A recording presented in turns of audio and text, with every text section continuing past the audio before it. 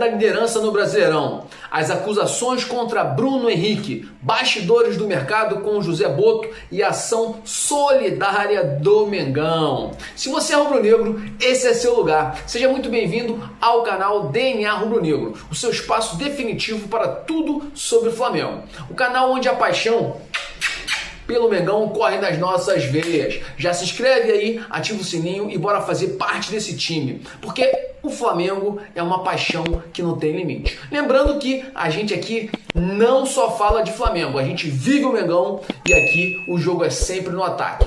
Vem com a gente, porque quem tem DNA rubro-negro tem sangue vermelho e preto! Fala, galerinha! Vamos começar então falando sobre o nosso camisa 27 BH. Bruno Henrique voltou a ser citado num suposto esquema de apostas. Meu Deus do céu!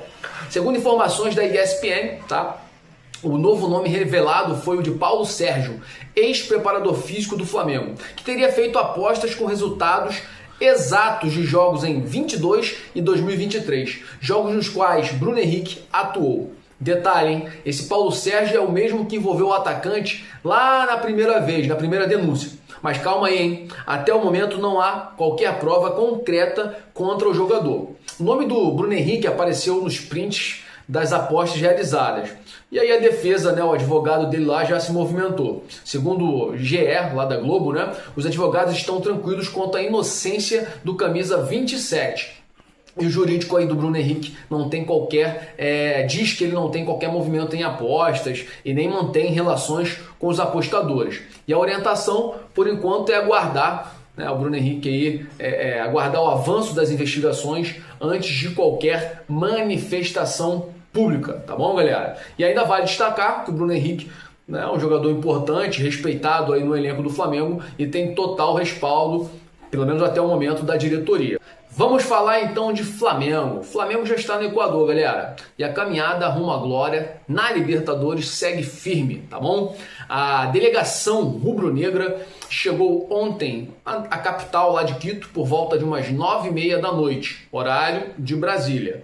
Já no Equador eram por volta de 7h30 da noite aí, já que são 2 horas a menos.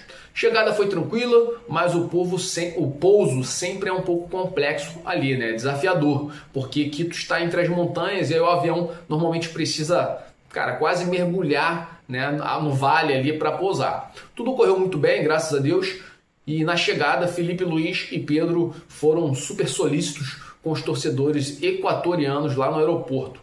Mas, por incrível que pareça, Gonçalo Plata foi o mais requisitado, tá? Ele já jogou por lá e a galera do Independiente del Valle fez questão de tietar o nosso jogador. Falando agora de Cleitinho, canhotinha de ouro, né? Está de volta e olha... tá de volta. Ele voltou à lista dos relacionados do nosso Mr. Felipe Luiz. Depois de quase um mês fora, o zagueiro está de volta para o confronto contra a LDU. Segundo Felipe Luiz, foi apenas uma opção técnica e não tem nada a ver com o contrato. Pô, mas tá de sacanagem, né? Depois que o jogador não quis renovar, ou na verdade os empresários dele expressaram essa vontade de não renovar, ele foi meio que jogado de escanteio. A gente sabe disso. Ele parou de ser relacionado, né, no time, não digo nem entrar para jogar, mas ele não estava mais no banco. E o Felipe Luiz veio com essa aí falando que não tem nada a ver com o contrato. Mas assim, a gente sabe que tem um pezinho no impasse, com certeza, da renovação. Felipe Luiz chegou até a dar uma declaração. Ele falou assim, ó, fui montar o banco, tinha João, tinha o Alex, né, e foi uma escolha minha. Mas a gente sabe, né, Felipinho, que a questão da renovação aí, com certeza, estava meio que impactando na questão de relacionar o jogador. Agora a gente vai falar sobre a programação do Flamengo lá no Equador, tá? Hoje o Flamengo está treinando, vai treinar às 15h30, horário local, e 5h30 aqui do Brasil. Então, 5h30, quando for 5h30 aqui no Brasil, a gente sabe que nosso Mengão vai estar treinando lá no Equador, tá? No estádio Olímpico Atahualpa, não sei se fala assim, conhecido lá pelo palco da Recopa contra o Del Valle.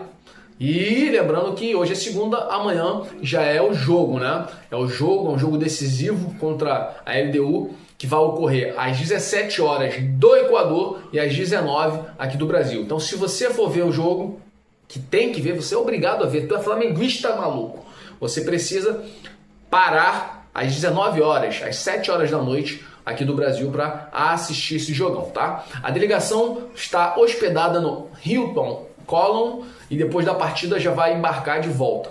O voo decola às 22 horas lá de Equador, ou seja, meia-noite do Brasil, às meia-noite, 0 horas do Brasil, ainda da terça-feira, depois do jogo, o Mengão vai embarcar e vai chegar aqui no Rio por volta de umas 6h30 da manhã, na quarta-feira, beleza? Falando de jogo, foco no jogo total, meu irmão, porque a altitude é sinistra. A gente está falando de 2.850 metros aproximadamente. Gonçalo Plata disse que está em casa, disse que, ó, meu irmão, eu tenho muito fôlego, tenho ar para respirar, já joguei aqui, tô tranquilão. E falando de BH, tá? Que já provou que não sente altitude, com certeza também deve ser titular. Acredito que deva jogar então Bruno Henrique no ataque, Gonçalo Plata e Michael ali pela esquerda, tá?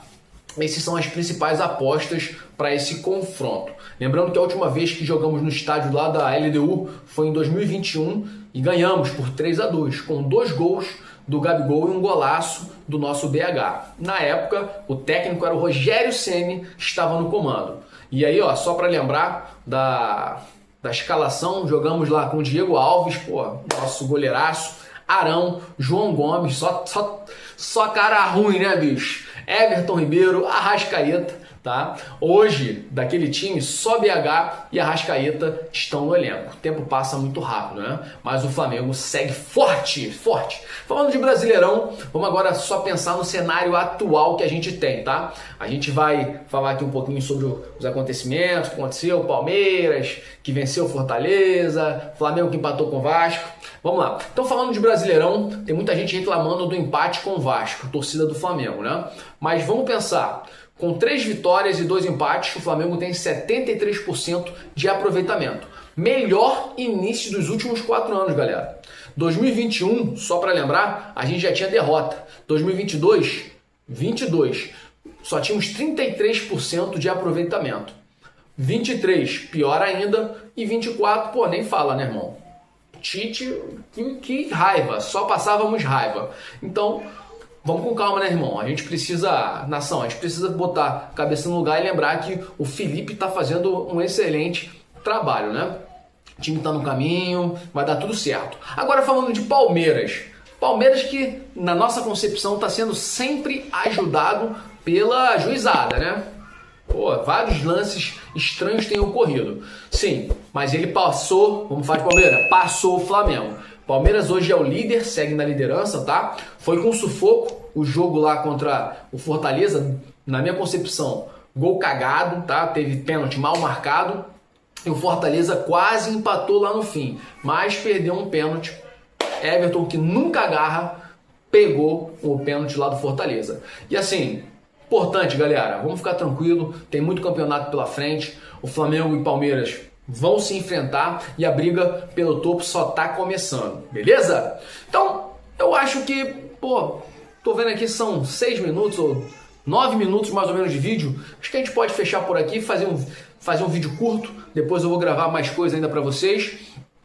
Então é isso. Torcedor rubro-negro, segura a ansiedade, altitude, Libertadores, Brasileirão, é tudo nosso, galera. E a cobertura completa você vai acompanhar sempre aqui no canal DNA Rubro-Negro. Então, se inscreve, deixa o seu like, ativa o sininho e comenta aí. Você escalaria quem de titular contra o LDU? Tamo junto, nação. Aqui, o DNA é rubro-negro, para sempre Flamengo.